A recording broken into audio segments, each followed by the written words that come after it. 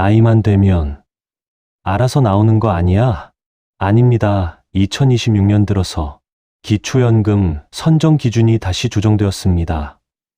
그런데 지금도 여전히 많은 분들이 이런 생각을 하고 계십니다.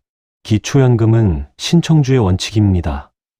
본인이 직접 신청하지 않으면 아무리 조건을 충족해도 단 한 푼도 지급되지 않습니다. 여기서 더 심각한 문제가 있습니다. 신청 시점에 따라 받을 수 있는 금액이 달라진다는 겁니다. 생일 이후에 신청하면 그 이전 달은 영구적으로 지급 대상에서 제외됩니다. 월 34만 원 기준으로 2달만 늦어도 68만 원을 잃게 됩니다. 1년을 놓치면 400만 원 이상이 사라집니다.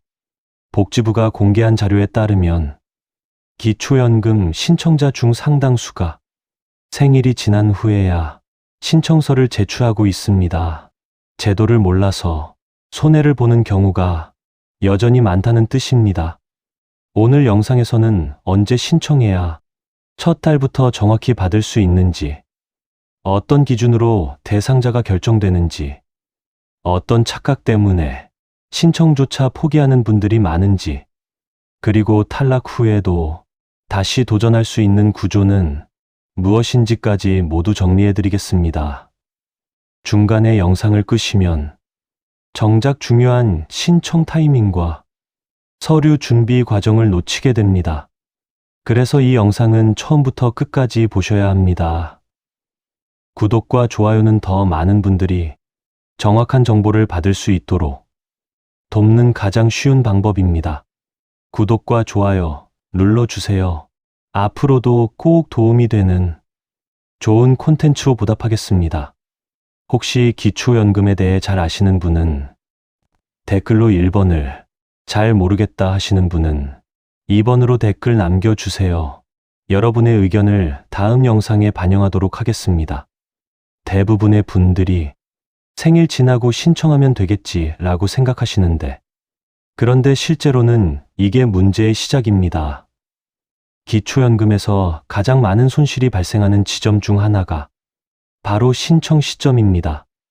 왜냐하면 기초연금법 시행령 제11조를 보면 기초연금은 신청한 달의 다음 달부터 지급된다고 명시되어 있기 때문입니다. 예를 들어 4월 20일이 생일인 분이 5월 10일에 신청했다고 가정하면 이 경우 4월분은 받을 수 없고 5월에 신청했으니 6월분부터 지급됩니다. 생일이 속한 4월과 신청한 5월, 두 달치를 통째로 받지 못하는 겁니다. 2026년 기준 기초연금 최대 금액은 월 34만 2,510원이므로 두 달이면 68만 원이 넘고, 감액 대상자라 하더라도 월 20만 원 이상은 받으실 수 있는데 두 달이면 40만 원입니다. 그런데 여기서 많은 분들이 모르시는 사실이 하나 있습니다. 기초연금은 생일이 속한 달의 한 달 전부터 미리 신청할 수 있다는 겁니다. 기초연금법 시행령 제5조 1항에 따르면 수급권 발생 전 1개월 이내에도 신청이 가능하며 4월 20일이 생일이라면 3월 1일부터 신청할 수 있다는 뜻입니다. 3월에 신청하면 4월분부터 지급되므로 생일 당일이 속한 달부터 정확히 받을 수 있습니다. 반대로 생각해보면 같은 분이 5월 15일에 신청했다면 6월분부터 지급되는데 3월에 신청한 사람은 4월, 5월, 6월 세 달을 받지만 5월에 신청한 사람은 달만 받습니다. 같은 조건인데 신청 시점 차이로 두 달치 연금이 사라지는 겁니다. 여기서 중요한 건 이건 나중에 보충되지 않는다는 겁니다.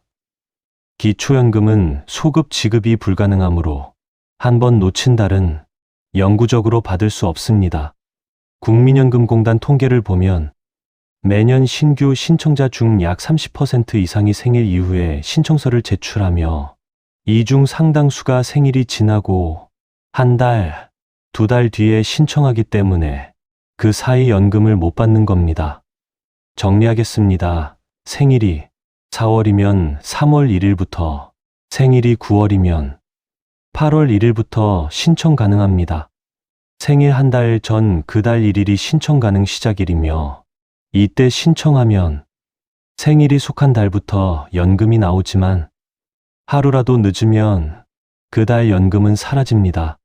그런데 신청 시기만 알아서는 부족한데 내가 대상자인지 아닌지를 알아야 신청을 할 수 있기 때문입니다. 지금부터 2026년 기준 선정 기준을 정확히 짚어드리겠습니다. 첫 번째는 선정 기준액으로 2026년 기준 단독 가구는 월 228만 원입니다. 이게 무슨 의미냐면 소득 인정액이 이 금액 이하일 때 기초연금을 받을 수 있다는 뜻이며 부부 가구는 월 364만 8천 원으로 단독 가구 기준의 약 1.6배입니다. 여기서 중요한 개념이 하나 나오는데 바로 소득 인정액이라는 단어입니다. 이건 단순히 월급만 보는 게 아니라 소득 인정액은 소득 평가액과 재산의 소득 환산액을 합한 금액입니다. 기초연금법 시행령 제3조에 명시된 계산 방식이죠.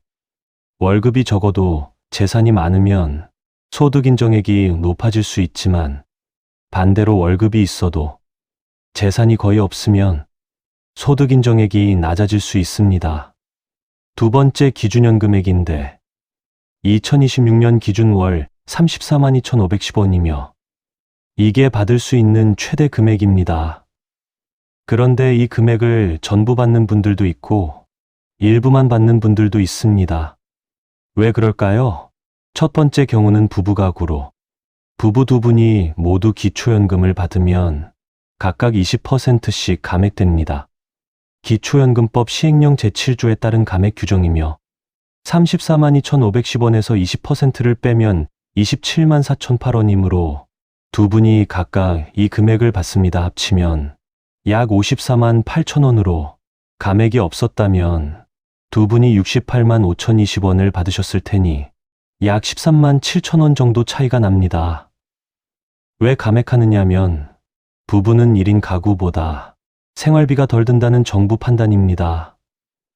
두 번째 경우는 국민연금과의 관계입니다.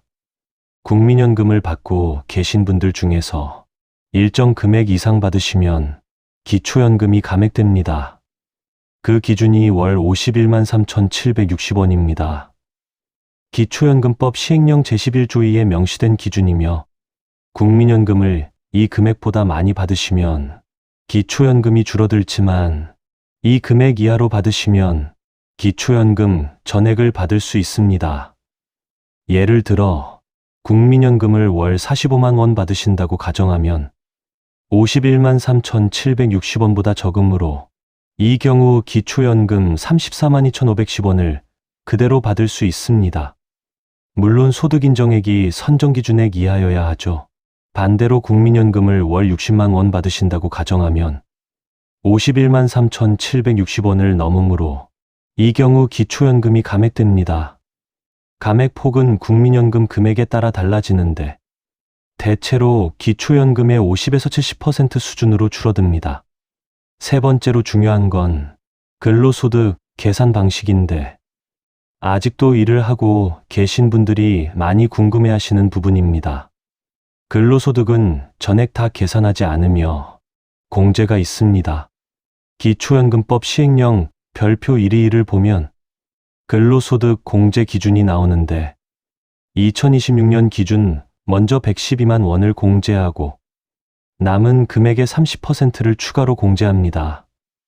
예를 들어 월급이 250만 원이라고 가정하면 먼저 112만 원을 빼면 138만 원이 남고 여기에 0.7을 곱하면 96만 6천 원입니다. 이게 소득인정액에 들어가는 근로소득 부분이며 250만 원을 받아도 실제로 계산되는 금액은 96만 6천 원입니다. 공제를 받고 나면 실제 계산되는 금액은 훨씬 적으므로 월급이 높다고 무조건 탈락하는 게 아니며 다른 재산이나 소득이 거의 없다면 충분히 기초연금을 받을 수 있습니다. 정리하겠습니다. 2026년 단독가구 선정기준액은 228만 원, 부부가구는 364만 8천 원, 기준 연금액은 34만 2,510원, 부부 감액은 각각 20%, 국민연금 감액 기준은 51만 3,760원, 근로소득 공제는 112만 원 더하기 나머지의 30%입니다. 이 금액들은 2026년 기준이고 매년 조정되므로 2027년에는 또 달라질 수 있습니다. 지금부터 많은 분들이 착각하시는 부분을 짚어드리며 이 착각 때문에 받을 수 있는데도 신청을 안 하시는 경우가 정말 많습니다. 첫 번째 착각입니다. 65세 되면 알아서 나오는 거 아니야? 이렇게 생각하시는 분들이 많은데 기초연금은 신청주의 제도입니다. 기초연금법 제11조를 보면 본인 또는 대리인이 신청하여야 한다고 명시되어 있으며 신청 없이는 수급권이 발생하지 않습니다. 국민연금은 가입 이력이 있으면 국민연금공단에서 안내문을 보내주는 경우가 있어서 헷갈리시는 건데 하지만 기초연금은 본인이 직접 찾아가야 합니다. 2024년 복지부 자료에 따르면 수급 대상인데도 신청하지 않아 미수령 상태인 어르신이 연간 약 8만 명 이상으로 추정됩니다. 두 번째 착각입니다. 국민연금 받으면 기초연금은 못 받는 거 아니야? 이건 오래된 오해인데 국민연금과 기초연금은 별개 제도이므로 중복 수급이 가능합니다. 기초연금법 제5조 2항에 따르면 국민연금 수급 여부는 기초연금 수급권 발생 요건이 아니며 다만 국민연금 금액에 따라 기초연금이 일부 조정될 뿐입니다. 국민연금공단 통계를 보면 2025년 기준 기초연금 수급자 약 660만 명 중 절반 이상이 국민연금을 함께 받고 있으며 이는 두 제도가 독립적으로 운영된다는 증거입니다. 세 번째 착각입니다. 한 번 떨어지면 다시는 못 받는 거지. 이것도 잘못된 생각인데 기초연금은 연중 언제든 신청 가능하며 재신청 횟수 제한이 없습니다. 기초연금법 시행규칙 제3조를 보면 수급권 발생 사유가 변경된 경우 재신청 가능이라고 되어 있으며 사유 변경에는 소득 감소, 재산 처분, 기준액 상향 등이 모두 포함됩니다. 실제로 선정 기준액이 매년 올랐고 작년 소득 인정액이 220만 원이어서 탈락한 분도 올해는 합격할 수 있습니다. 네 번째 착각입니다. 집 있으면 무조건 안 되는 거 아니야? 재산이 있어도 기초연금을 받을 수 있습니다. 왜냐하면 기본재산의 공제 제도가 있기 때문입니다. 기초연금법 시행령 제3조 별표를 보면 대도시 1억 3,500만 원, 중소도시 8,500만 원, 농어촌 7,250만 원까지는 재산에서 공제됩니다.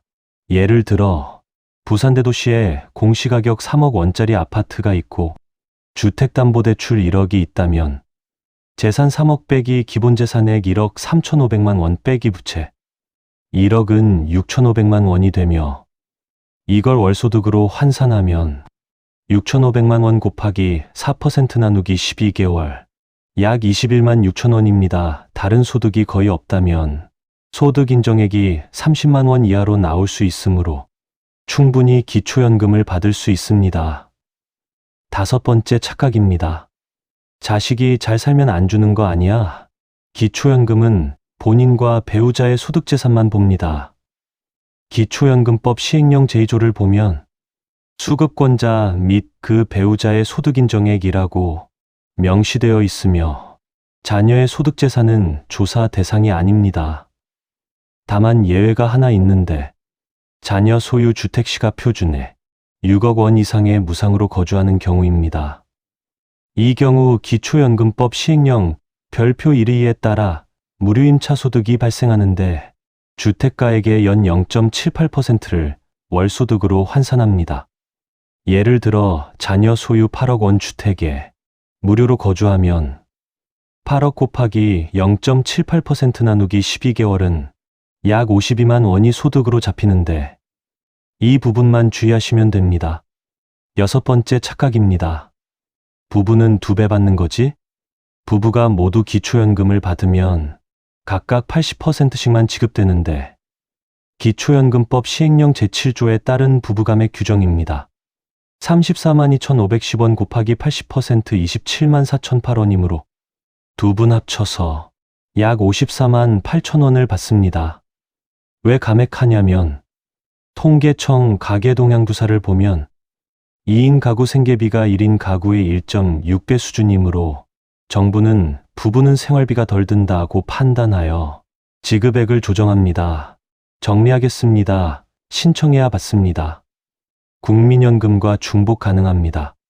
재신청 제한 없습니다. 재산 있어도 공제 적용됩니다. 자녀 소득 무관합니다. 부부는 각 80% 지급됩니다. 이 6가지를 꼭 기억하셔야 하며 이 착각 때문에 신청조차 안 하시는 분들이 정말 많습니다. 그런데 착각을 풀었다고 해도 실수로 서류를 잘못 내거나 타이밍을 놓치면 탈락할 수 있습니다. 이제부터는 실제로 많이 발생하는 실수 사례들을 보여드리겠습니다. 이런 실수 때문에 받을 수 있는데도 탈락하시는 분들이 많습니다. 첫 번째 사례입니다. 통장 사본을 잘못 준비하신 경우인데 기초연금 신청할 때 연금을 받을 통장 사본을 제출해야 합니다. 그런데 어떤 분은 통장 앞면만 복사해 오시고 어떤 분은 예금주 이름이 안 보이게 복사해 오십니다. 기초연금법 시행규칙 제4조를 보면 본인 명의 계좌에 사본이라고 명시되어 있으며 예금주와 계좌번호가 모두 명확히 보여야 합니다. 사본이 불명확하면 서류 보완 요청이 오는데 이 과정에서 시간이 지체되고 경우에 따라 지급 시작일이 늦어질 수 있습니다. 또 주의할 점은 국민연금 안심통장은 사용할 수 없다는 건데 국민연금공단 안내문을 보면 일반 입출금 통장만 가능하다고 되어 있습니다. 안심통장을 제출하셨다가 반려되어 다시 준비하시는 분들이 있으므로 미리 확인하셔야 합니다. 두 번째 사례입니다. 재산 신고를 누락하신 경우인데 기초연금 신청서에는 본인과 배우자의 모든 재산을 기재해야 합니다. 그런데 이 정도는 안 써도 되겠지라고 생각하시고 일부를 빼고 신청하시는 분들이 계십니다.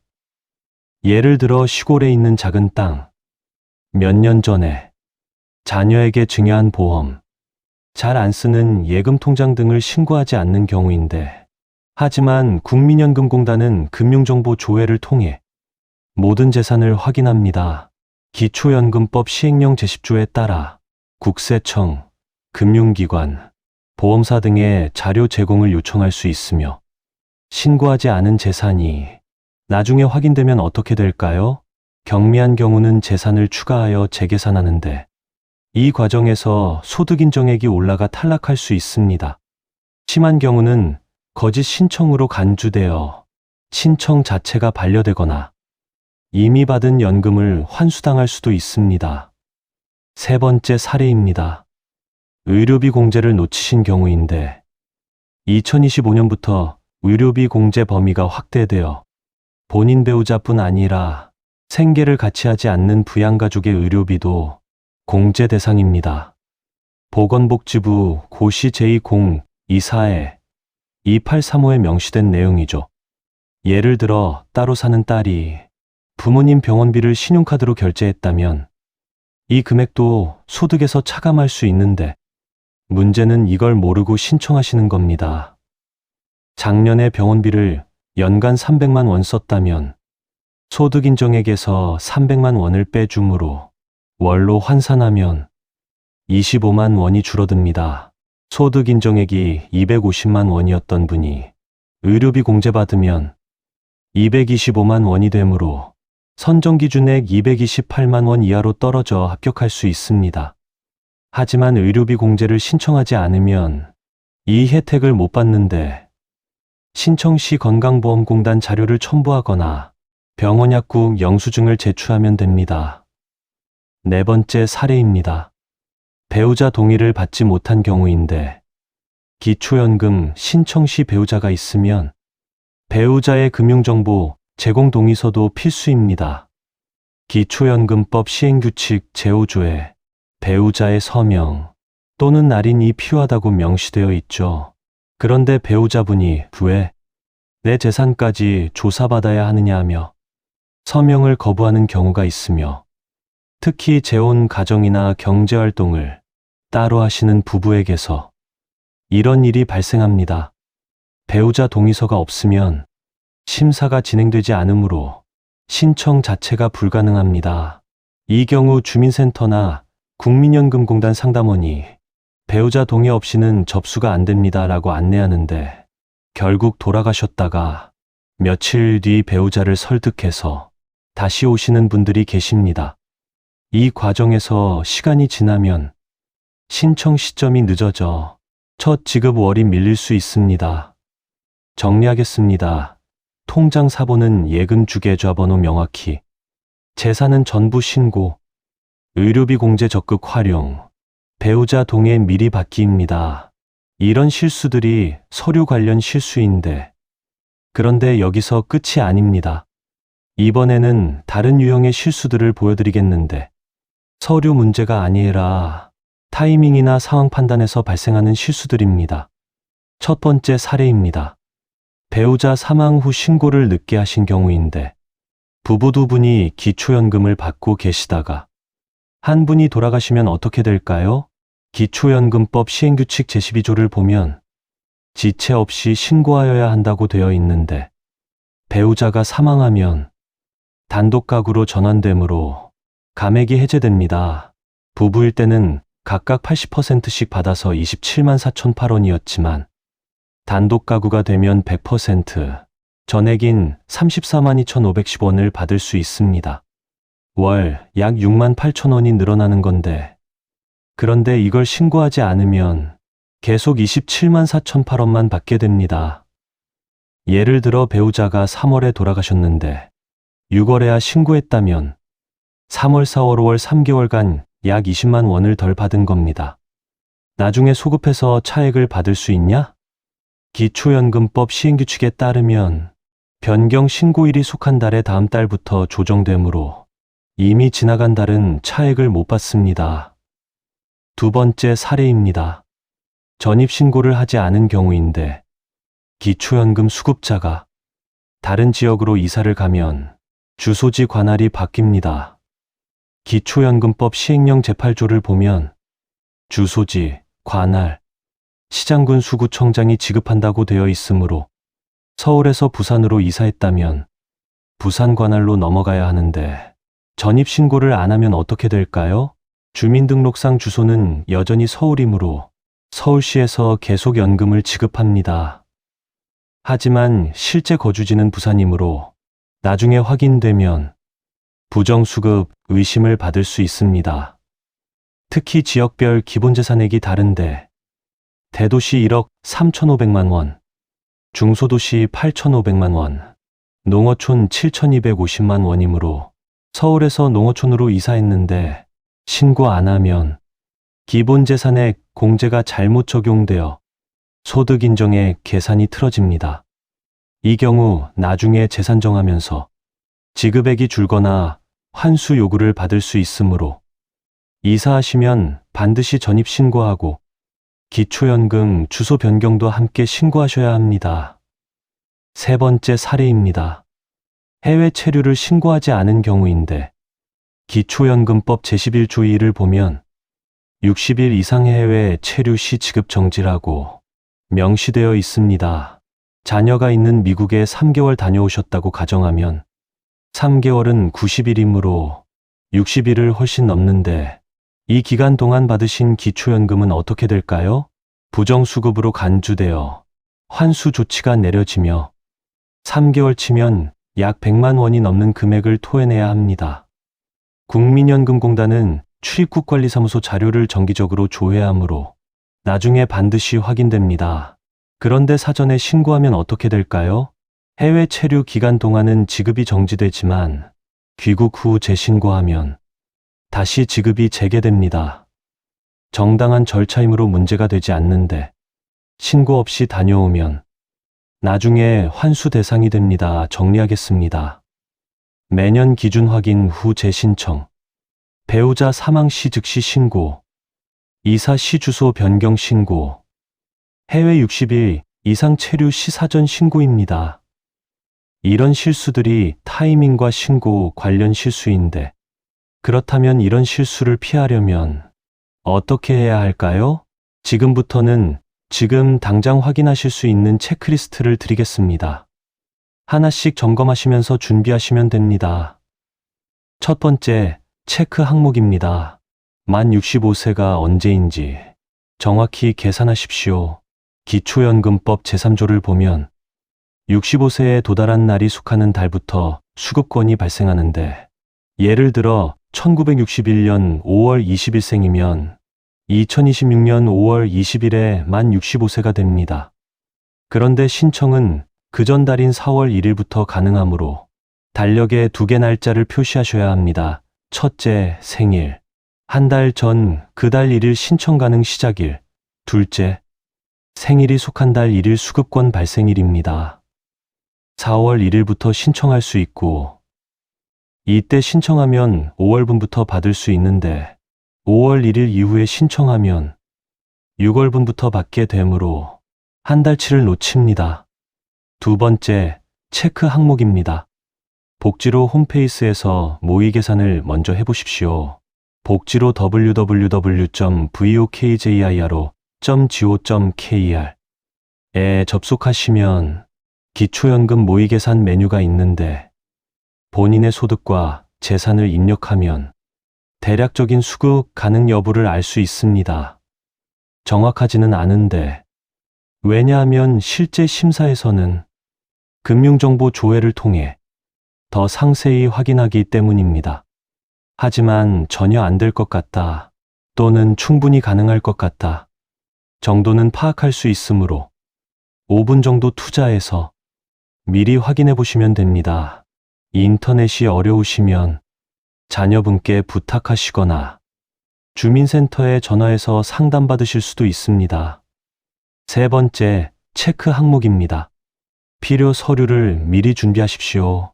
기초연금법 시행규칙 제4조에 따라 제출해야 할 서류가 있는데, 신분증, 주민등록증, 운전면허증, 여권 중 1개, 통장 사본, 본인 명의 일반 입출금 통장, 금융정보 제공동의서 본인 및 배우자, 부채 증빙 서류는 해당자만입니다. 특히 부채 증빙 서류는 은행에서 대출금액 증명서를 발급받아야 하는데, 주택담보대출, 신용대출, 전세자금대출 등이 있으시면 모두 준비하셔야 합니다. 빚을 빼주는 건 큰 혜택인데 증빙이 없으면 인정 안 되므로 꼭 챙기십시오. 네 번째, 체크 항목입니다. 배우자가 계시면 배우자 동의를 미리 받으십시오. 기초연금 신청 시 배우자의 금융정보 제공 동의가 필수인데, 일부 배우자분들이 왜 내 통장까지 조사받아야 하느냐 하며 거부하시는 경우가 있습니다. 하지만 기초연금법 시행규칙 제5조에 따라 배우자 동의 없이는 신청 자체가 불가능하므로 미리 설명하시고 동의를 받으셔야 합니다. 이거 안 하면 연금 한 푼도 못 받는다고 말씀드리면 대부분 이해하십니다. 신청 당일 배우자분과 함께 가시거나 미리 동의서에 서명받아서 가시면 됩니다. 다섯 번째, 체크 항목입니다. 국민연금 수급 여부를 확인하십시오. 국민연금을 10년 이상 납부하셨으면 받을 수 있는데, 아직 신청 안 하셨다면 기초연금과 함께 신청하시면 편리합니다. 국민연금공단 1355에 전화하시면 예상 수령액을 알려주므로 미리 확인하십시오. 국민연금이 월 51만 3,760원 이하면 기초연금 전액을 받을 수 있고, 그 이상이면 기초연금이 일부 감액되는데 미리 알고 계셔야 예상 수령액을 계산할 수 있습니다. 예를 들어 국민연금 45만 원 더하기 기초연금 34만 원은 월 79만 원 정도 받으실 수 있는지, 아니면 국민연금 60만 원 더하기 기초연금 20만 원은 월 80만 원 정도인지 미리 파악하시면 노후 계획을 세우는 데 도움이 됩니다. 6번째, 체크 항목입니다. 탈락 시 수급 희망 이력 관리 신청을 함께 제출하십시오. 기초연금법 시행규칙 제9조의1을 보면 수급 희망 이력 관리 신청이라는 제도가 있는데 이걸 신청하면 탈락하셨어도 5년간 국민연금공단에서 관리해 줍니다. 매년 선정 기준이 바뀌거나 본인 소득 재산이 변동되어 수급 가능해지면 공단에서 연락을 주므로 신청 안 하고 잊고 계시다가 몇 년 뒤 기준이 올라서 받을 수 있게 됐는데 모르고 지나가는 일을 방지할 수 있습니다. 신청서 제출할 때 수급 희망 이력 관리도 신청하겠습니다 라고 말씀하시면 양식을 주는데 함께 제출하시면 됩니다. 7번째, 체크 항목입니다. 의료비 영수증을 챙기십시오. 2025년부터 의료비 공제 범위가 확대되어 본인, 배우자뿐 아니라 생계를 같이 하지 않는 부양가족의 의료비도 공제되는데 보건복지부 고시 제2024-283호에 따른 내용입니다. 병원 약국 영수증을 모아두시거나 건강보험공단 홈페이지 www.nhis.or.kr에서 진료비 납부 확인서를 출력하시면 됩니다.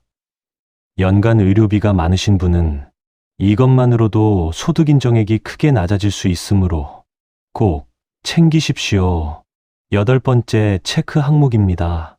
매년 1월에 새 선정 기준액을 확인하십시오.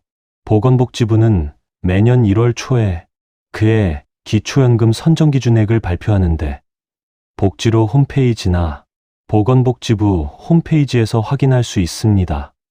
작년에 탈락하셨어도 올해 기준이 올랐으면 재신청해 보셔야 하는데 특히 소득 인정액이 기준선 근처였던 분들은 꼭 다시 신청하십시오. 1월에 재신청하시면 2월분부터 연금이 나옵니다. 정리하겠습니다. 생일 한 달 전 달력 표시, 복지로 모의 계산, 필요 서류 준비, 배우자 동의 확보, 국민연금 확인, 수급 희망 이력 관리 신청, 의료비 영수증 보관, 매년 1월 기준 확인입니다. 지금까지 기초연금에 대해서 처음부터 끝까지 전부 말씀드렸습니다. 이제 마지막으로 오늘 내용을 정리하고 당장 하셔야 할 행동을 알려드리겠습니다. 먼저 핵심 숫자 3개를 기억하십시오. 2026년 단독가구 선정기준에 228만 원, 부부가구 364만 8천 원, 기준연금액 34만 2,510원입니다. 이 숫자들이 여러분이 기초연금을 받을 수 있는지 없는지를 결정합니다. 그리고 3가지 원칙을 기억하십시오. 첫째, 자동으로 지급되지 않으므로 반드시 신청해야 합니다. 둘째, 생일 한 달 전부터 신청 가능하므로 그때 신청해야 첫 달부터 받을 수 있습니다. 셋째, 한번 탈락해도 재신청 가능하므로 포기하지 마십시오. 여기서 가장 중요한 사실을 말씀드리겠습니다. 지금 안 하면 돈이 사라집니다. 생일 지나고 한 달 늦게 신청하면 34만 원 날아갑니다.